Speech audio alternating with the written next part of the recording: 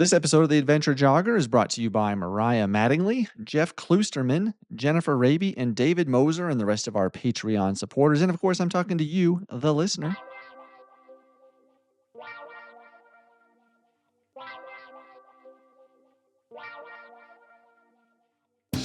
The Adventure Jogger, a podcast about trail and ultra running. Meet fascinating runners from the front, middle, and back of the pack, sharing inspiring and funny stories about life and running. Running should be fun, and so should running podcasts. I'm your host, Stephen Kornhaus, and this is The Adventure Jogger. Well, on today's episode of the Adventure Jogger podcast, I have got a woman you've probably heard about in the running world, the ultra running world. She set a couple of fastest known times out there, some pretty stout times on some pretty iconic trails, and also been dealing with an injury over the last year or so. So we'll dive into that as well. But super excited to have Meg Landymore on the podcast. So welcome, Meg. Hey, thank you. Yeah, it's glad to have you on. Good to talk to you. We've been chatting on Facebook Messenger probably for the last year because we've both been going through an injury, and Yeah. I think we've known each other probably through the internet world probably since maybe 2020. I think Yeah, when you first, 2020. which I yeah, reached you out to you first. for double scar. That's right, exactly. Yeah, because I had tried to do it and failed, and you reached out to me and tried to get some beta, and you were successful. So it worked out better for you. Yeah. But, I know you've been on the podcast before, it's been a little while, but, for those that don't know, maybe just give us a brief, kinda synopsis of your running journey, like, how you got into running. Like, is it something you've always done throughout life, or, what brought you to the running world? Yeah, I mean, the short story, I started off as a gymnast. When I went to a private high school, I had to do at least one sport on campus, which of course gymnastics didn't count. I didn't really know how to do anything else. My dad thought cross country would be a good match for me, and I was like, I don't know how to do that. But he was like, it's running. He liked that, and I was like, I don't know how to run. But I picked it up pretty quick because I was embarrassed. I was, like, the only person on the team that couldn't run for 3 miles straight when my freshman year, and since I worked hard at it quickly, I got good at it quickly. So small team racing, definitely not big name schools, but I started winning 1st or 2nd place a lot, and obviously I Oh, fell in wow. love with college running was actually, like, a total buzzkill for me.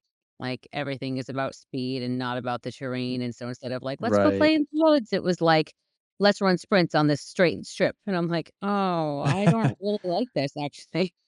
Yeah. Um, and then I struggled, like, with an eating disorder through the end of college, ended up not running on the teams my senior year and started getting more into long distance. Um then went through some treatment and recovery, and as I came out of that, I really fell in love with endurance stuff, which required me to learn how to take care of myself, eat better, strength train, Yeah. and to avoid injury and other things. So then Oh, I wow. addicted to ultra running, and the rest is history. Yeah. Well, it's interesting you said that, gymnastics was not counted as a sport in high school, like, that's something they didn't consider a It sport? counted towards one of my sports credits, but something had to be on campus as like part of the school. Okay, Yeah. interesting. So, okay. Well, what college did you go to where you ran? So I went to Roanoke College in Virginia. Virginia. Okay. Mhm. Roanoke. So Division Alright. 3, nothing crazy. Yeah, okay. I know you said you didn't really like the training that they did, but did you have, some success there like you did in high school, or was it just different because you didn't really like the training? I did. I had plenty of success, in the ODAC conference. I got to go to NCAAs and run there. Definitely didn't Oh, like wow. place or anything there, but I got to go, which is cool. Yeah. So I was a decent runner, right? I've always kind of been like a solid A minus, right? Almost making it to that really top tier, but not quite there. But yeah, I did really well. But then I just kind of felt stagnant by like my end of my sophomore, junior year. I felt like we did the same workout, same results. I was getting the same injuries, right? Like I had a lot of Yeah. ITB syndrome.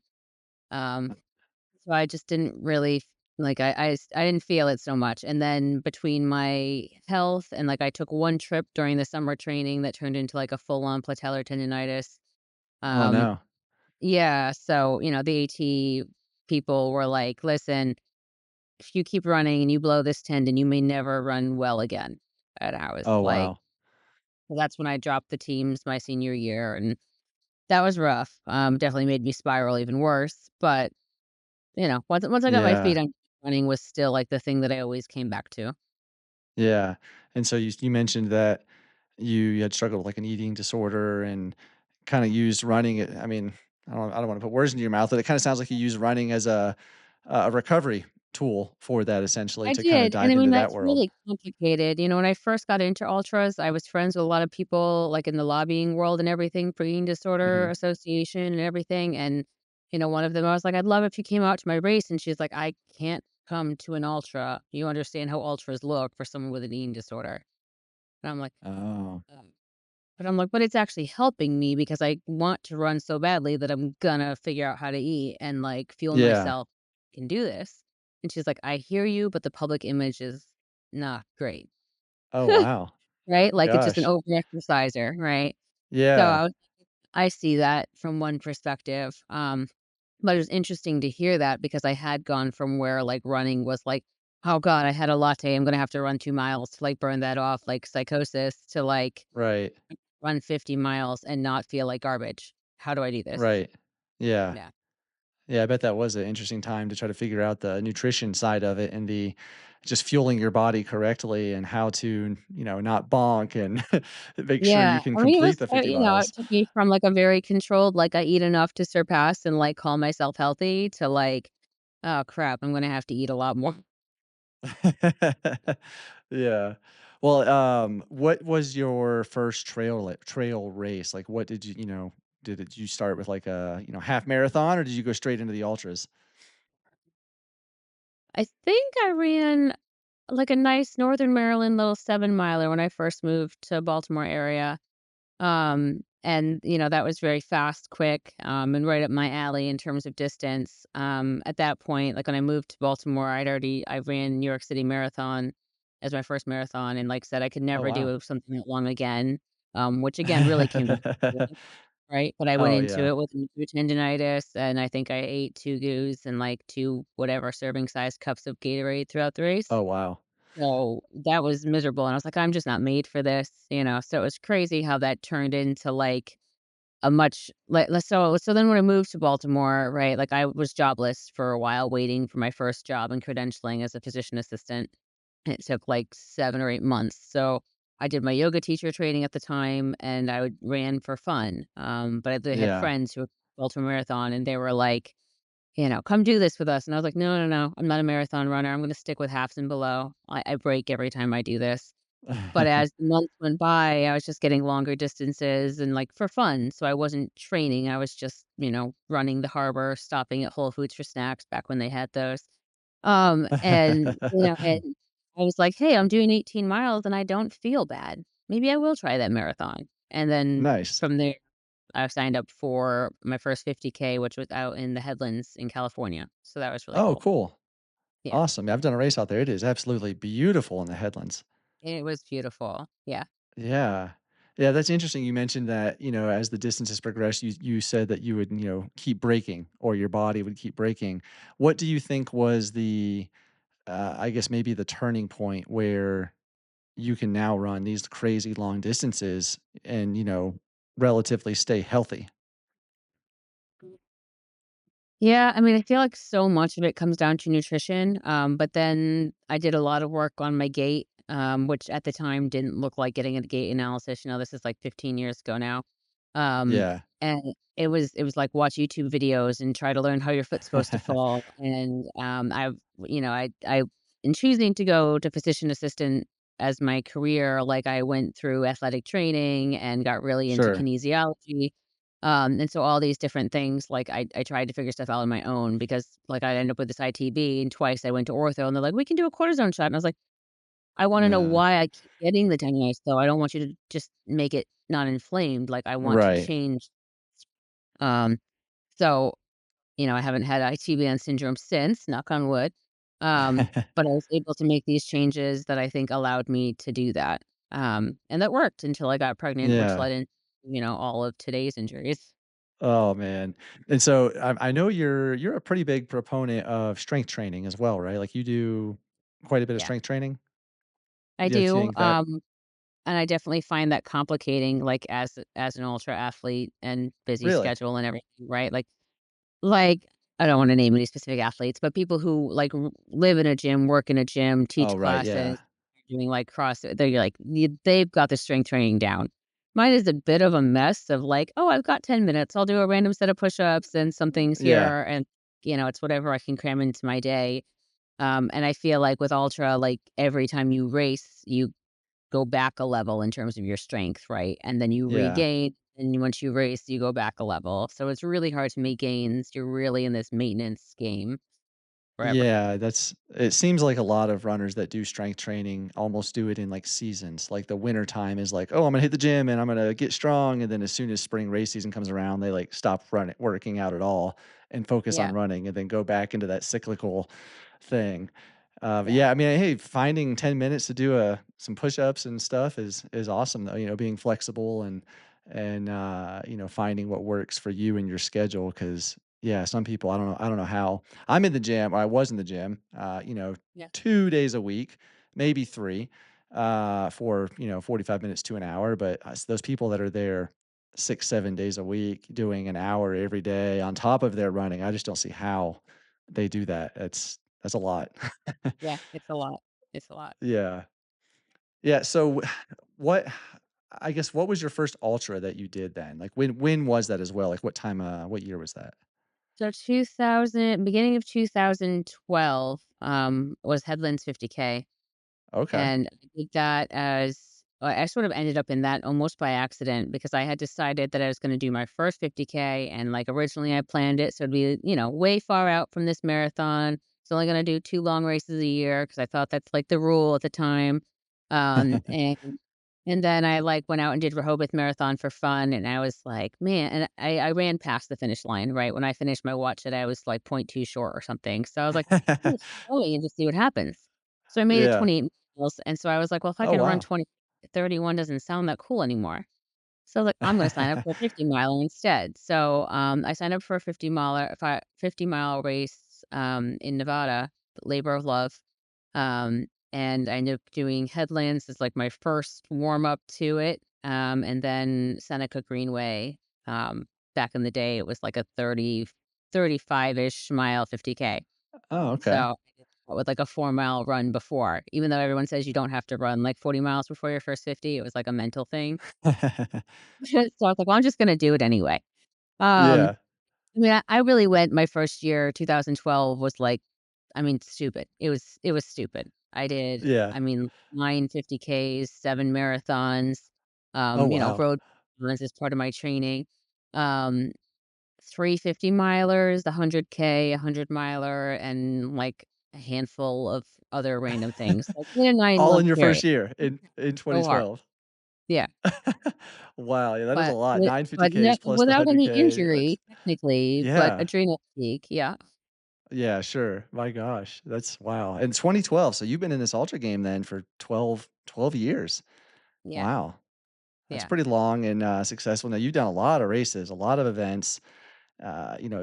When did you find that you wanted to run further than like Mm. 100 miles, because that was kind of like in ultra, especially back in 2012, 2013 timeframe, 200s weren't big. Like that wasn't the next thing.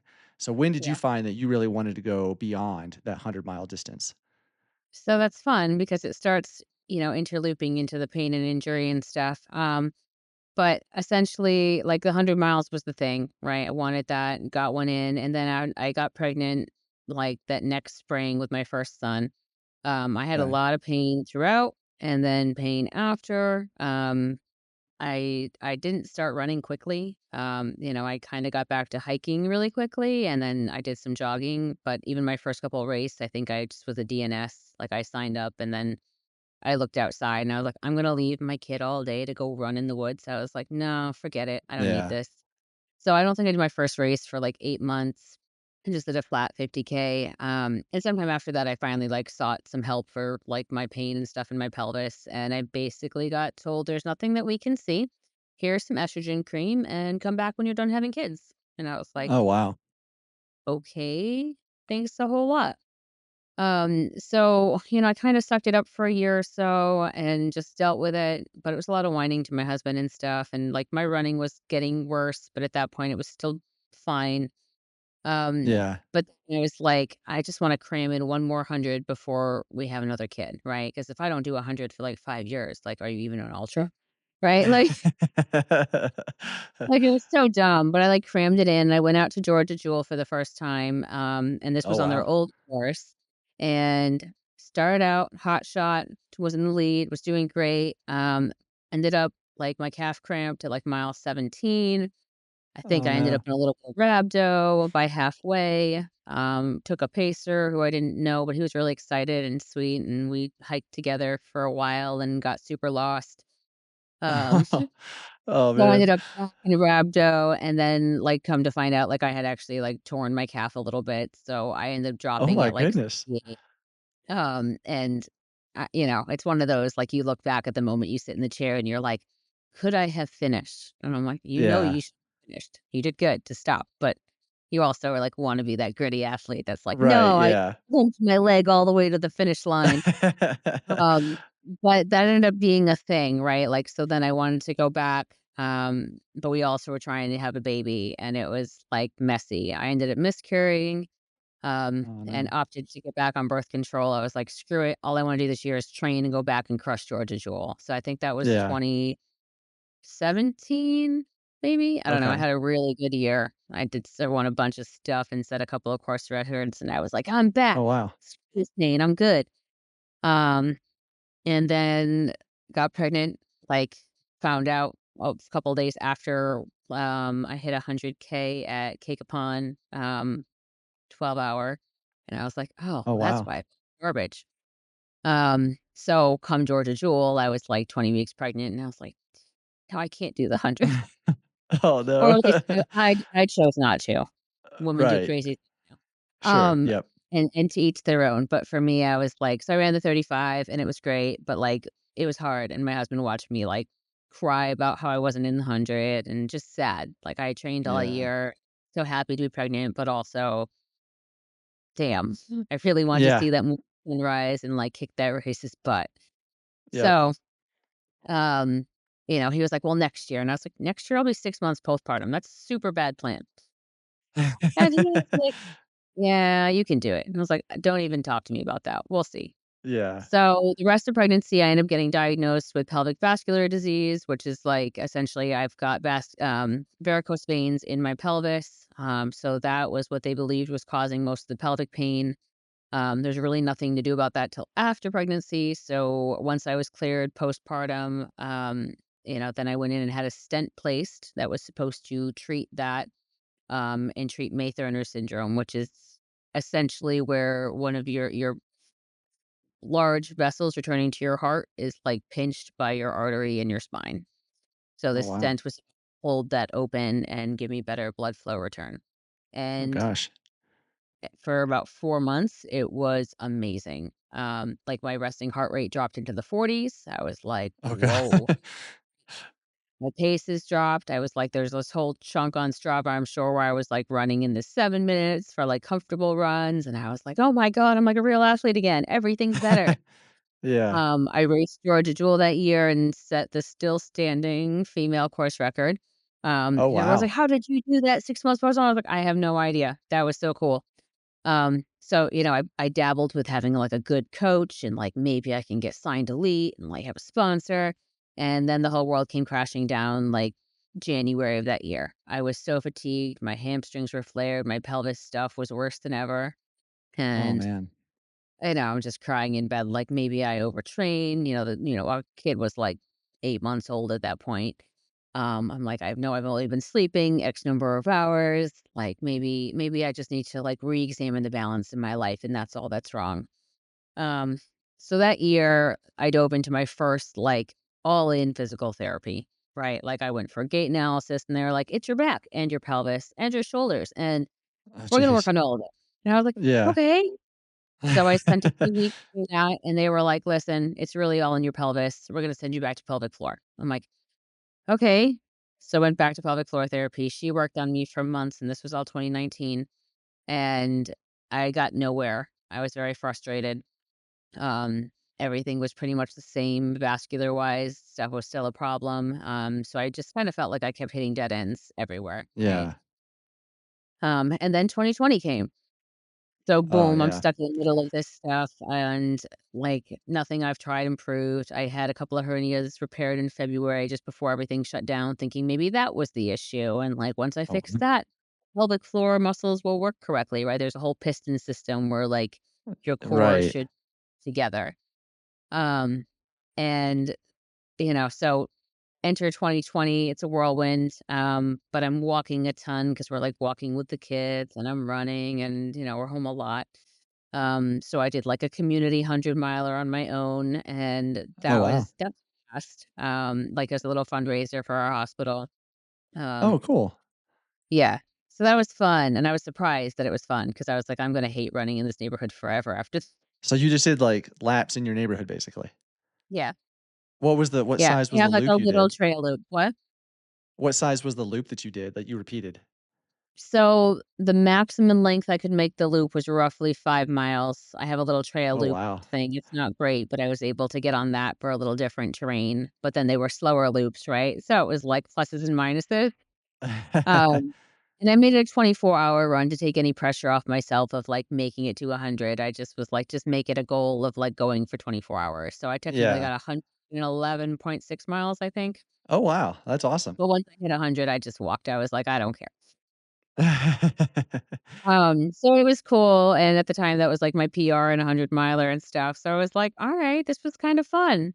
And it was, doing it on my own. So then fast forward to October, and this is kinda like when me and Celia went out to do SCAR, so she's, like, my best trail buddy ever. She lives down in Georgia, and I was coaching her at the time, and she decided she wanted to go out and try SCAR, and I didn't even know what it was, and I was like, "Cool, I'll go." And she was like, "Wait, Yeah. you'll come do this with me?" I was like, "Yeah, why not?"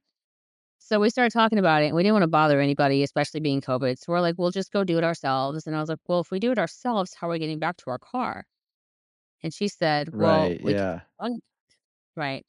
So, it was sort of like a joke, but for me, it was like, "Oh my gosh, I've been struggling with this pain stuff. I can find that I can go these distances because I can go slower, and maintain and move through the pain. It doesn't really get any worse after 40 miles.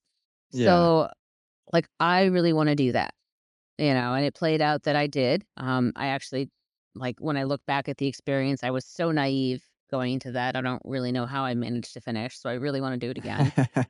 Um, Well, real quick, was, for yeah, those that don't know, SCAR is the Smoky Challenge Adventure Run, and most people do one direction, which is about 74-ish miles and 18,000 feet of elevation gain. So when she said they ran back, that's basically you did 140 plus miles and 36,000 feet of elevation gain, essentially.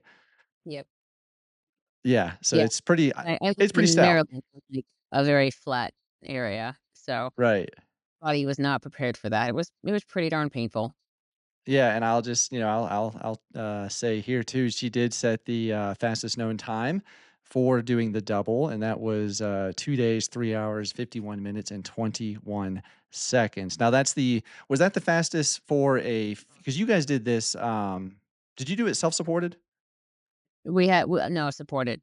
Supported, okay, and was it, Yeah. like a duo FKT, or was No, it just a so female? just female supported. So Celia did a Okay. single scar, so she paced me the whole way back. Ah, okay. Oh, cool. So did you Yeah. start in Fontana and go north, or did you start in Davenport? I started in Fontana, went to Davenport and back, and so I had 2 pacers Okay. to split up the way out, and then Celia did the whole way back with me. Okay. Wow. Nice. Awesome. Yeah, that's Yeah. awesome. That's a tough route. It's one I'd love to go back and do again because it's so beautiful, challenging, and just it's awesome. That stretch from Newfound to Davenport just Oh my God. Yes. crushes my soul all the time. yes. It's like, part of me never wants to go back because it makes me cry every time I'm on it. I do. Like, literally, the last time I was on it was in the middle of August, and I was still freezing, and I was like, "What is with it with this part of the woods?" yes. Yeah. I totally agree But with I'm that one section. determined to go back, and try again, and I'd like to do it unsupported. But we'll see. Yeah. That'd be cool. Okay, so sorry, I didn't mean to interrupt your story there, but Yeah, keep no, going. you get no, no, it's better when it's conversational anyway. People get bored. Yeah. It's a long, like, saga. But yeah, so anyway, that's what got me interested in like the longer stuff. And then me and Celia wanted to keep doing the longer stuff, and we loved Scar Right. and being on the Appalachian Trail. So we decided to do the entire thing. Yeah. So that's where we did like our Run Venture project. We self fundraised for Souls for Souls, and we went out in and did consecutive segments from Springer Mountain in Georgia all the way up to Katahdin in Maine. It took us about 14 months, taking a gap for winter, and we knocked out roughly an average of 145 miles per weekend that we were out there. Oh, So we go wow. out like a 3-day weekend and then go back to work and take care of our kids and go back every 3 or 4 weeks. Man, that's So awesome. the way we saw it was this amazing like ultra training, right? Like we were in a Yeah. realm nobody has done this way. Nobody knows what this is going to do to our system or what it's going to do to our bodies. Um and for the most part, like we felt stronger and better, but there were a lot of unseen consequences, right? Like Really? kind of. So Celia, for example, like she had a lot of GI issues going into it. And she has Oh, since, because of how hard it was to manage on the trail with her nutrition and things like that, um, she's just got a lot of like allergies and things that cause inflammation, bleeding, and oh, not okay. good.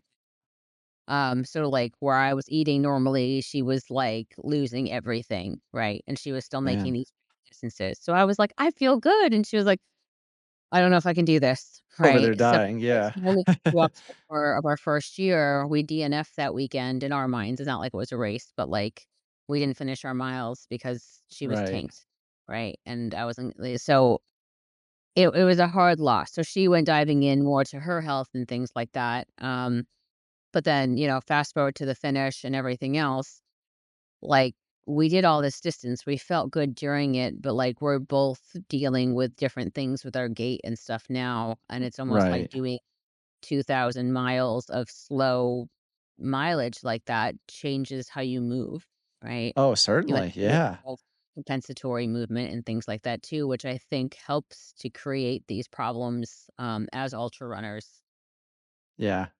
Yeah, definitely. I mean, I can see that because I mean, I know just simply from running a really easy pace, your gait is way different than when you're running at a higher intensity. So I can imagine being on a trail for, 3 days at a time, 145 miles. You're certainly doing a lot of power hiking and the terrain. So your stride length is different, your gait is completely different. And I mean, I could see that playing a huge or taking a huge toll on your body. Yeah. So it's crazy because in your mind, though, that's like exactly what you think like, oh, I'm giving my body diversity and I'm moving with my comfort. So I'm not causing any damage and I feel great. But she's had a really hard time being able to be a runner again, right? She's done a couple Wow. 200-mile races and she can hike forever, but she Yeah. wants to go on an 8-minute mile and she immediately gets pain and struggles and she's like, oh, I just want to be a runner again. Yeah. Um, and I'm in my situation where I, like, finally went back to PT, well, had a hysterectomy, which helped with the vascular stuff altogether and sent me into a Wow. whole world of hormones and fun things, but a lot of the musculoskeletal pain still didn't heal, right? And that's what brought me back to PT this time this February of 2024, back in physical therapy, pelvic PT, like, everything reacted to everything they did so badly. So I was in more pain, right? Like, "Oh, but more pain is good though because we're seeing a change, right?" And I'm like, "Maybe, but I've got 100 Yeah. miles. It hurts to move." Oh, Um, no. they were like, "Listen, I think it's time to get an MRI," which on one hand, I'm like, "Okay, nobody's bothered to do that in 10 years of this, like, long saga," right? So I Really? was like, No MRI in 10 years "No." over this whole wow. No, because everyone thought it was all the vascular, and I didn't know what was what. It gets so Right. complicated, right? I had pain in the pelvic floor, but then also my back and my hips, and I just knew that, like, moving hurts, but if I go Yeah. slow and steady, I can keep going forever, right? So I was like, "Let's just keep getting longer and longer." So post hysterectomy, like, I was definitely feeling better. My breathing is a whole lot better without, like, the varicose veins and everything. So, Yeah. I opted to go for the Appalachian high route. And that was such a cool adventure. So, that that was kind of my comeback thing, except, Yeah. like, my pain was still coming back post-surgery and things like that, and I didn't know if it was something I could live with or manage, but this year, like, especially once I started PT and things got irritated, I couldn't live with that anymore, so I did the MRI. Right. The MRI was only of my right hip, so not my entire pelvis, so I'm like, Okay. "'Kay, still feel like we're gonna miss a lot." Yeah. Um, they found the glute med tear, that's it, which I'm like, "Cool, the glute med doesn't hurt at all." Um But, I talked to the right runner who knows another runner who is a female athlete who has had a lot of pain and issues postpartum, and she's seeing, a doctor at a sports med place in DC who specifically works with postpartum women and pelvic pain, Oh, um, interesting. Okay. and he does MSK ultrasound and a lot of PRP, and he has diagnosed me with, more like 16 partial tears. Oh my gosh, all in that pubic symphysis area.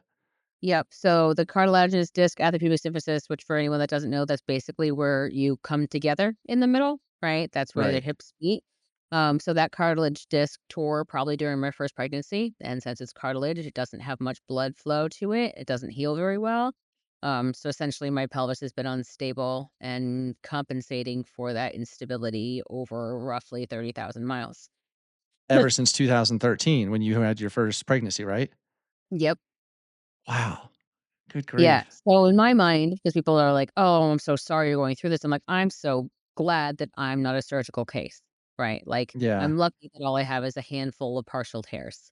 What's unlucky about it is that because it's been going on so long, like I'm now in PT trying to relearn how to move my body correctly because I don't use my core to walk. I'm essentially dragging my right leg behind me.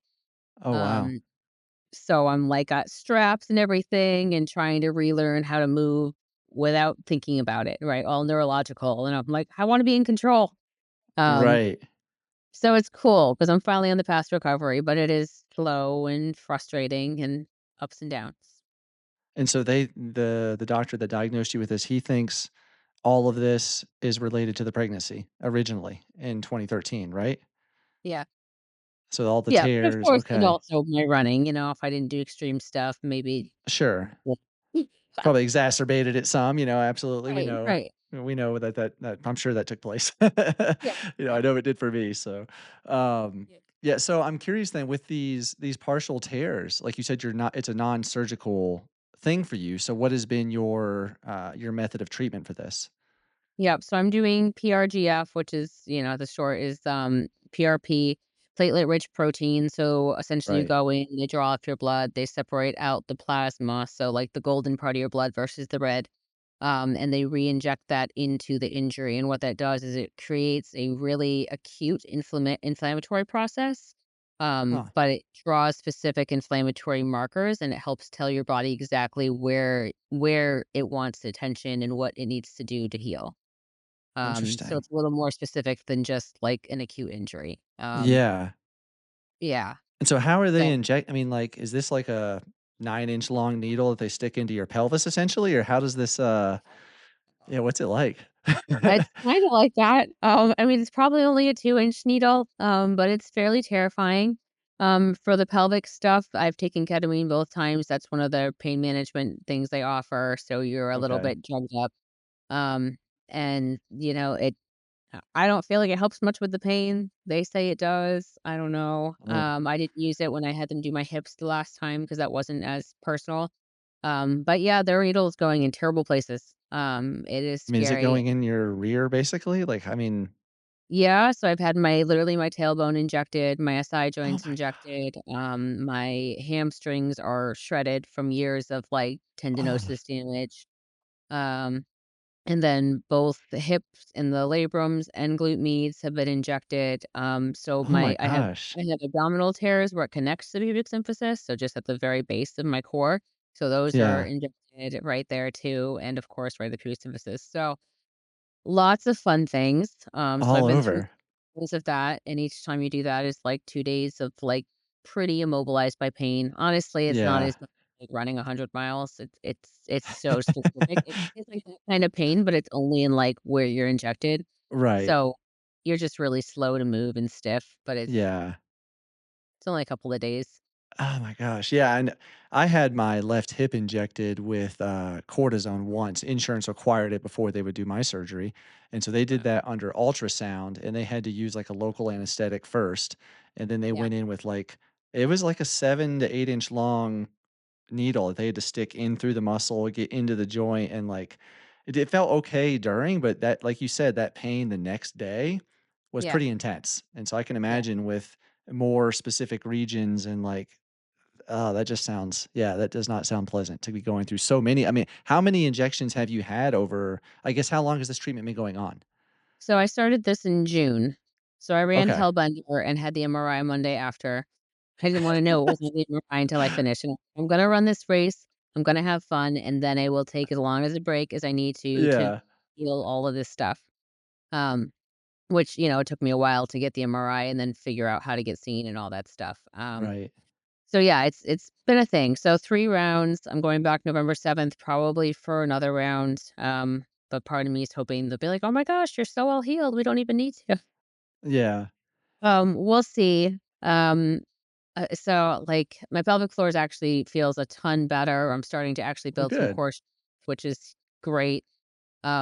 Like I said, a lot of it's PT. I actually have more pain in my glute meats now, than I've had in a while, so that has Right. me last week, I literally was like, "Oh my gosh, I can even jog a little bit." And then, my PT did a specific work on me on Friday, like up in my tailbone area, and it like set everything off. And I've been like hobbling Oh, since, or doing dry needling in my hip. And I'm like, okay, the ups and downs. This is a down. It's gonna be yep. okay. There's more up soon. But I have Arizona 300 on my calendar, Oh my gosh. And so that's when is so that? Is that, like, March 25? April 4th. April 4th, April 2025. Oh 4th. my gosh, wow. So I have to email and defer by November 30th, right, by December 1st, if I Okay. want any of my funds back or to transfer.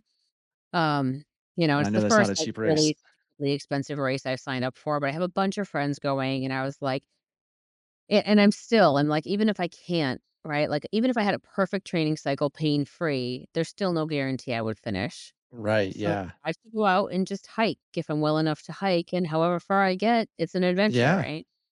Um, but I'm Yeah, because it is also a like, pretty generous cutoff too, right? it's 7 days and 4 hours or something weird. I don't know why they And overhang, but it's 300 miles, right? 308. Yep. 308, okay, Mhm. wow, yeah, and so based off your prior times of, running and hiking, I mean, if you do you feel that you could go out and pretty much hike just about most of it and still finish? I'm hoping, right? But like right now, I don't even walk correctly, right? That's what I'm learning from Man, PT. So, yeah, but they're supportive of me doing things. Like I asked them if I could just go hike for a couple of days, and they were like, "Go, just go." So I'm like, "Okay." nice, yeah. And they're like, don't pull out of the race yet. It's still doable." And I'm like, "You think?" People are starting to put down some serious training runs, and I'm still walking 2.5 miles a day.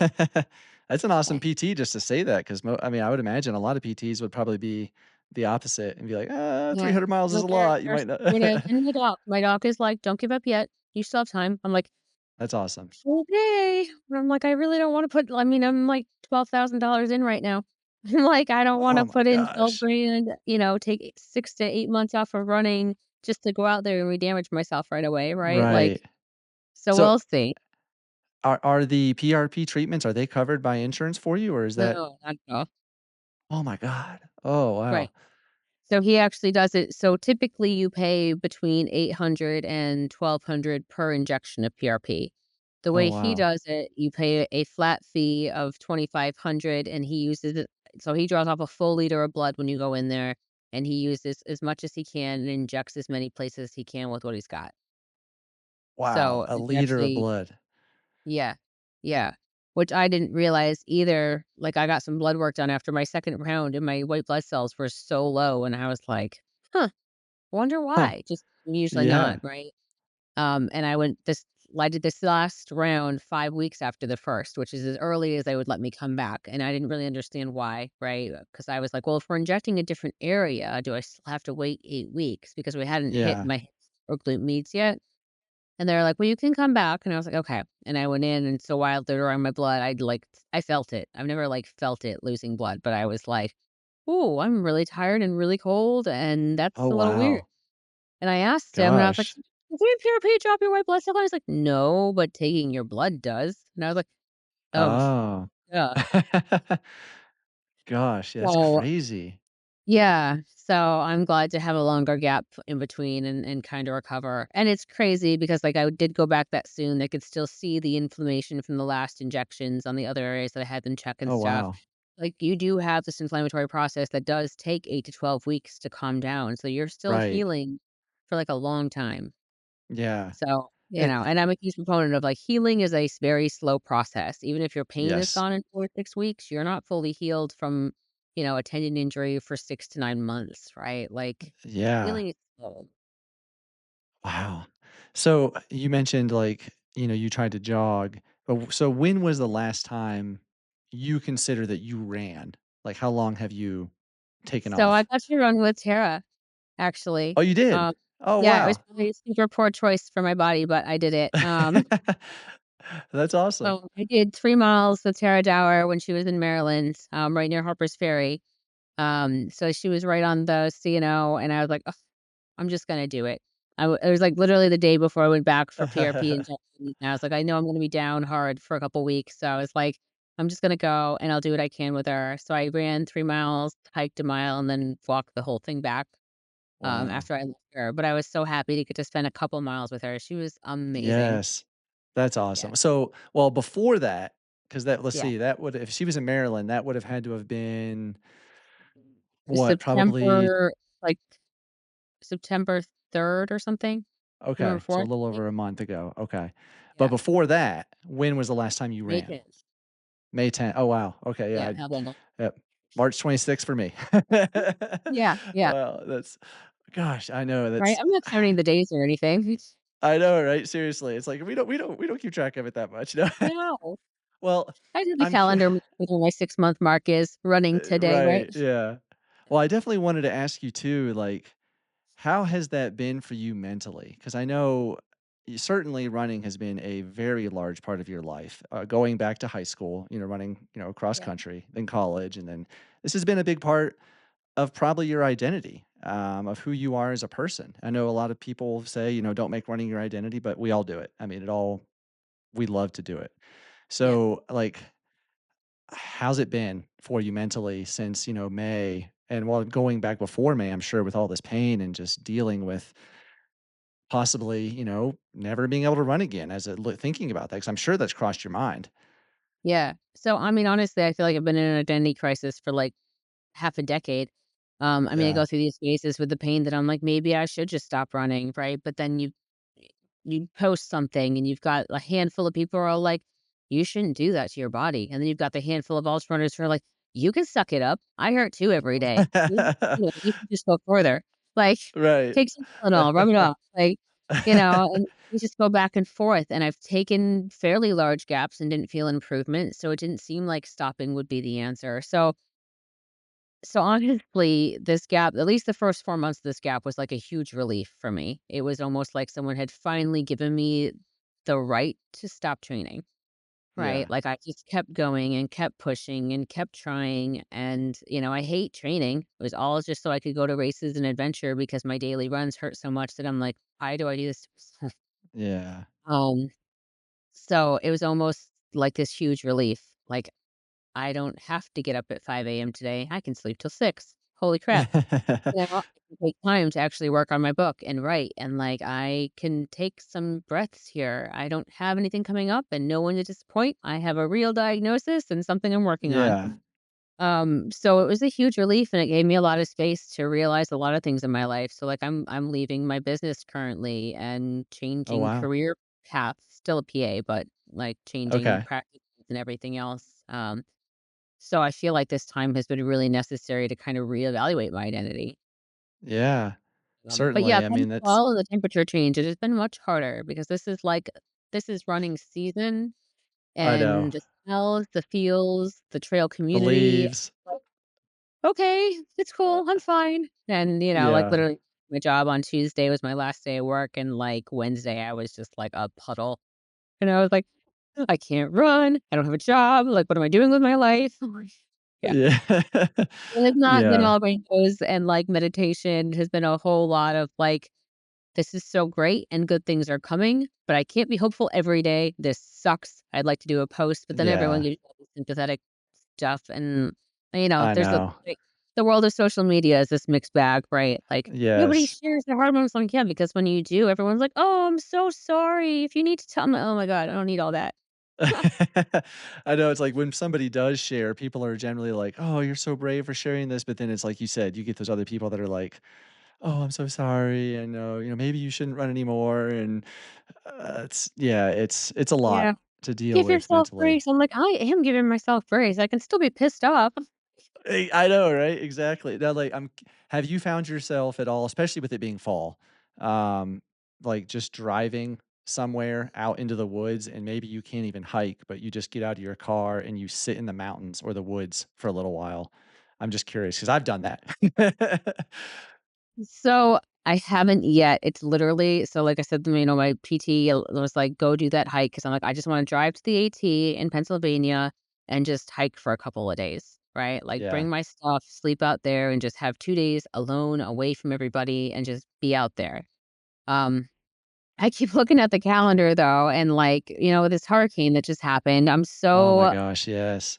so sad and bummed and, like, so many people down there, and, so I just, like, reestablished my connection with Team Rubicon, which is like a military, volunteer organization, Oh, okay. and they have missions down there, so I'm like, "Ugh, the only days I could go out to the AT would also be the only days I could drive down to North Carolina and help clear trees or, pick up broken crap that's everywhere," or, Right, yeah. I mean, selfish versus, like, what do I do? I'm literally trying Right. to just but I don't have a ton of time because, like, literally, in August, like, I decided to make this life change in my career, so I've been interviewing job stuff. My life has been an absolute mess for the last 2 months. Yeah. All really beautiful things coming probably, but it's been a whole lot of mess. So I haven't been out in the woods very much, which has been really Yeah. hard. Yeah, definitely. Well, have, over the course of, maybe these, what, 11 years since 2013, but more recently, have you ever seen like a therapist, a counselor to talk through any issues? I'm just curious. Yeah. Oh, yeah, Yeah. absolutely. I have a therapist, like, in my back pocket, so I don't use her regularly, to be honest, but when I have big things or tough times, I'm like, I just Yeah. need to talk through, um, and I love that I have I have 1 therapist and 1 life coach, both that I, like, keep in my back pocket for, like, helping me Okay. work through for sure. Now, Yeah, and they're both how about your distant, do phone okay. calls. Yeah. Yeah. Now, how about your? Because you are married, you said correctly. Obviously, you've Yep. okay. So, how about your spouse? Is he an athlete? Does he know the love of running, or is he? How's he been through this process? Is he someone you can like? Is there you can share these feelings with, and he gets it, or is it more maybe a little bit difficult for him to understand your love of the running? Man, he has been my biggest supporter for, like, That's ever. awesome. So I love he that. he won't call himself an athlete, but he tries to stay fit, mostly stay healthy. He's finished a couple of 50Ks, so he's Oh, not an nice. athlete, Awesome. so he doesn't really train for them. Um, well, it looks a little different. Yeah. And, he's got body pains and stuff too. He was a Marine for, like, 11 years, so, he's going through some back stuff and, same thing, our medical system is like, "Well, your back looks like what we'd expect at 41 as a Marine, so take some NSAIDs Yeah. and let it go when you're surgical." And Right. I'm like I was like, "I'm literally bleeding money to inject myself with my own blood, like, we can do better for you." So I just sent Yes. him to sports med for his back, and he's gonna get prolotherapy, which is, like, 1 step Oh, below PRP. It's like a sugar okay. water and essentially that stimulates inflammation, um, and just not quite as good, but the thought is like it's, significantly cheaper and might be enough, so he's having that done Yeah, actually. So he hasn't been as active as he'd like to either, but he doesn't I don't know. He's very there for me, understands what this is that's doing to me. awesome.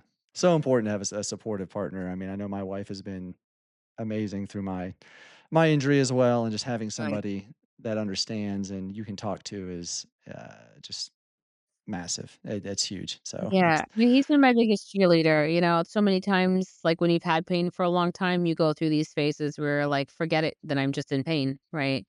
But yeah, he's been and for years, he's been like, "No, I don't believe that in 2024 we don't have answers, like, keep trying."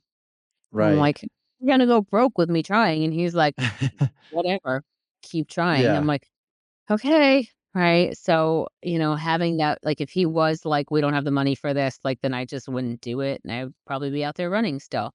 Um, Pluses or minuses. Yeah. Now I know over the summer, you were posting a lot of like videos doing cold plunge. Now, Yep. are you still doing cold plunge? Do you think there's any benefit there to what you're going through?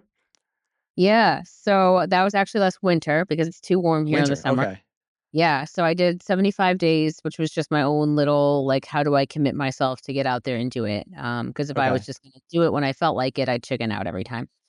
Um, so I learned a lot. I definitely felt like it helped with inflammation. I felt like it was an interesting mental boost. I don't really feel like, people like, oh, I have this huge energy boost and I'm so focused all day. Like, I don't really get that from it. Yeah. But I did like the decreased inflammatory response. I felt like because I was still running when I was doing it, like I felt like it helped my recoveries and things like that. And so I really enjoy that. I tried to bring it in this summer, but like I tried a lot of ice blocks and stuff, and I still couldn't get the temperature below 70 for more than like a Oh day before wow. I eat. So I was like, all right, well, it's either that or buy $5,000 system. I'm like, oh my god. Oh So yeah. I was like, "No, we're not gonna do that right now." But I literally in going through this, like, transition with my jobs, I went down and I just posted a piece today. Celia actually met up with me, and we went to go look at franchising for Pure Sweat, which is infrared sauna, cold plunge, and, like, float Oh business. wow. Um, Okay. and I love the idea. I'm not gonna open a franchise right now. I'm just getting out of a business. I'm like, "That would be dumb." But I love it, and there's nothing like that here in Maryland, so I was like, "Gosh, Oh yeah. want there to be something." But now I'm counting down the days until the daily temp is below 70 so I can pull my little tub back out and start up again. Yeah. What Like, was the coldest temperature you got down to in the winter? I mean, 32, like, breaking the ice on it. The water was 32. Yeah. Oh my gosh. How long were you able to stay in there with that I temperature? did 3 minutes kind of as my max, and honestly, I wouldn't recommend that for most people, right? Like, Yeah, I that's a ended lot. up following, like, other ultra people who do it, and there's this weird, like, competitive, like, "Oh, I can do 3 minutes too." But to really get the benefits, like, it doesn't have to be that cold, you don't need to be in there that long, it really has more to do with what your body needs, so, like, Right. honestly, 3 minutes is like tanks my immune system, right? So I'm actually Oh, I losing bet. benefit. Yeah. So, Wow. it needs to be more conscientious, and I had lots of cool conversations with people over this period too of, like, if you're doing it after your run while you're warm, you can actually be decreasing your muscle gains and adaptability, right? So you're Right. getting rid of Yeah. inflammation, but you're losing the other things, um, Yes. and and the vice versas of it, but I couldn't get in there cold because I don't rewarm easily, right? Like, I have a hard time in the cold, and Okay. that's the reason I did it. I wanted to see that improve, and I didn't really in 75 days, right? Like, kind of the biggest improvement I saw was realizing that, like, my fear of the cold is not going to go away, right? Like, it's scary, um, Yes. but it it's not gonna kill me, right? And, like, I Yeah. can take this and I can breathe comfortably through it. And so it's not all that different from, whether it's heat, whatever's hard for you, right? Like heat Right. or anything Yeah. comfortable or ultras, like any situation we're in that you're like, I can't take this, but like you can, Right. right? Like, Yeah. and being able to bring that into every situation, including freezing cold water, like that's cool. Yeah. Well, I was really curious about your perspective, or your, yeah, I guess perspective is the right word, as a PA. Like you mentioned that, if you get in there right after a run when you're warm, you might actually be doing more damage to your body or not allowing it to properly recover. And I was really curious about your thoughts on that because I know that's I've done research. I've tried the cold plunge thing. I did. I only made it 5 days and then I gave up. I was like, "Ah, screw this. I hate it." But, I was just curious 'cause I know a lot of people, especially in the fitness community, whether that's, CrossFit, lifting weights, and then now it's bleeding into the running side more, Yeah. are big proponents of cold plunging, but the physiological effects after a run, I was very curious because I know, like, I'm more of a proponent of the heat side of things, like Yeah. saunas and heat, like, Yeah. especially after a run, like, I'm more of a proponent of that. It's what I like better. Right. Right. But yeah, but no, I was curious just to hear your thoughts on that as, someone in the medical community. Yeah, I mean, honestly, it's a mixed bag, and I think it depends most on what your goal is, right? Like, there are benefits to it if done correctly, again, so, like, not tanking your system, maybe not going all the way in, right? Like, even if you Yeah, don't get to your vagal nerve and you're not getting all of those, like, deep set changes, right? If it's your ankle that you're trying to ice, like, then you don't need to put your whole body in, right? Like, right. that's your only goal. It depends what your goal is, right? I mean, especially anyone trying to make big muscle gains, I think doing it after a workout is probably not great. For running, I think it's a mixed bag. For me, it definitely helped with my pain. So I was like, Yeah. do I care about my muscles like getting bigger? No, not really, right? My strength has always been just maintenance to avoid injury. So Right. not making gains wasn't that important. And that was kind of like my side of it. But I think if especially if you can do it right and, like, have sauna too, I mean, then there's no reason you should be doing it around your run, like, you should be doing it separate from a run, separate from a workout. Yeah. eh, Ideally, like, first thing in the morning, and then rewarm, make sure that you're, like, not stiff if you did it before a run, right? Like, Yeah. it your system recalibrated. That's just really hard to do for anybody with, like, a real life and a job and kids, like, Right, any yeah. With "So, I'm responsibilities. gonna need 4 hours in the morning." "Okay." Like, Right. You have to start waking up at 2 in the morning just to get all of this done just before your right? day Don't forget begins. 20 minutes in the gym, you gotta do a 15-minute warm up, don't forget to take your supplements, make sure you eat before you go, exactly this far apart, bring your Right. drinks, and then don't forget the cool down and the stretching and the yeah. Yeah. And yet meet anyone that does it all exactly right. Yes. Well, I know obviously you said you have the Arizona Monster coming up in April of next Hopefully. year, and you said that you have another PRP round in November. So, what does the rest of I guess, the treatment plan look like leading up to the Arizona? Are you anticipating more PRP rounds after November as well? I kinda hope not, to be honest. I'm hoping that this will be pretty good, to get everything well healed, in terms Mhm. of the actual damage, and then, the gait training and everything else that I'm going through, I'm hoping I'll be able to back off on PT and, like, go back to, like, once a week because right now I'm going, like, 2 to 3 times a week, Yeah. um, and just be able to get more distance, I'm following the 10% rule because that's kinda where they put me, like, on average, I'm doing, like, 16 miles a week, right, walking, Okay. but they were like, "Alright, so you can shoot for 17.2 next week." I'm like, "Okay, sure."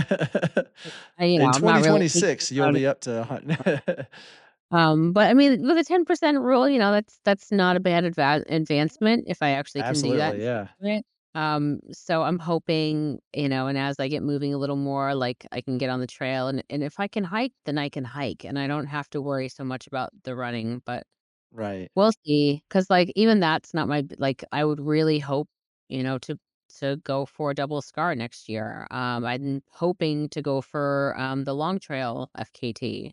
Oh, cool. Oh, so that's on the calendar, with Warren Doyle for September next year. So I have all Nice. these big goals that I hope are lining up, because I would love, especially if Tara's free to help me at all, to go after her record on the AT in 2026.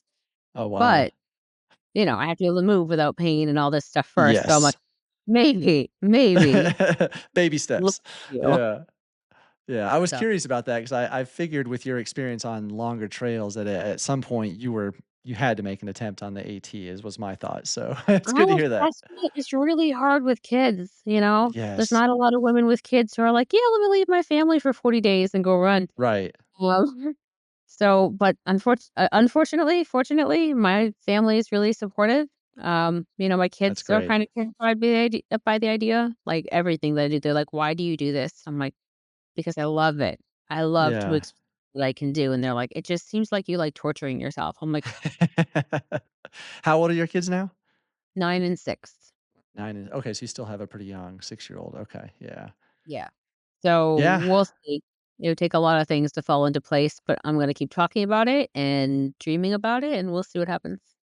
Yeah, well, I mean, I think that's a big thing mentally is to have those goals and those things that you want to do. I know people have told me that, "Oh, you might not wanna do a 100 miler again." And it's like, well, if I just give up on that dream, that's gonna really affect probably my ability to recover. It's like, Yeah. I'm gonna focus on that as a goal and eventually getting to the 200s and keep these lofty goals and things to aspire to and Yeah. just continually try to improve myself to get there. I think you gotta have those goals.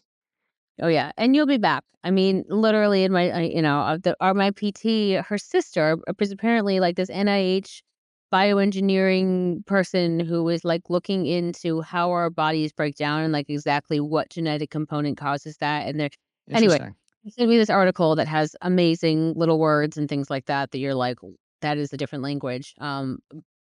But there is so much science that is so close. It's not going to be like available at your doctor's office for another 30 years, but Right. it coming through the tubes and coming down the chutes that people are gonna be able to pay an arm and a leg, but get injections of things that are going to change the way our inflammatory systems work, that are going to help us heal better and faster, and need hopefully less Yeah. joint replacements and things like that, or at least not need them Right. again. So that you can run hundreds of miles and still recover and be okay. So this stuff is Yeah. coming for like everybody. So it needs to be talked about and shared so people are like, "Ooh, I need to learn more." Yeah, I mean, it's amazing. The advancement of medical technology is just it's mind-blowing to think like, I looked up in my procedure, total hip replacement, and the way that they did that with just like a tiny incision of like 5 inches big. And it's just absolutely amazing. And they're using robots nowadays for some of these surgeries. I mean, Yeah. it blows my mind to think about, like you said, what's coming down the pipeline in 20 years, 30 years, whatever it may be. Yeah. It's gonna be like a movie where they're gonna be like a sci-fi movie and they're gonna wave this device over you and it's just gonna like heal you. Right? We can Yes. hope. Yeah. Yep. Yeah. So yeah. So, that just a message to anyone out there because there's lots of us running around with pain and stuff that we're like, "Oh, well, they said it's nothing," or "I tried XYZ," but like keep digging. There's Yes. information out there and there's answers. And I think like specifically ultra runners, I mean, I'm sure even marathon runners, ones that are putting in lots and lots and lots of miles weekly, but specifically ultra runners, I feel that there is we are so aware of our bodies and how, what's going on inside of them and what might not be right that you've got to advocate for yourself with your doctor. A doctor might say something, but if you know something's wrong in your body, like go see another doctor, get another opinion. Like we know our bodies and we need to listen to them and advocate for ourselves in this medical world that we're in right now. Yeah. 100%. Yeah. Yep. Well, Meg, it has been awesome hearing all of this journey. I knew you had been going through an injury for a while, but I honestly didn't know it had been since 2013 that you've been dealing with this pain, which is just even more just impressive and inspiring. The things that you've accomplished over the last 11 years, these FKTs, these runs, the course records at Cruel Jewel, and just everything that you've done. So just keep keep the faith, keep the hope that you'll be back 100%. You'll do this Arizona Monster in April, and it's going to be awesome. You'll be out there for days, loving it, suffering, and just absolutely cherishing every moment of it. So, thank you for coming on. I really have enjoyed this chat, and I look forward to. I'm definitely going to be following you in Arizona for sure. Cool. Well, thank you so much, and I hope you recover quickly too. Thank you very much. All right, take it easy.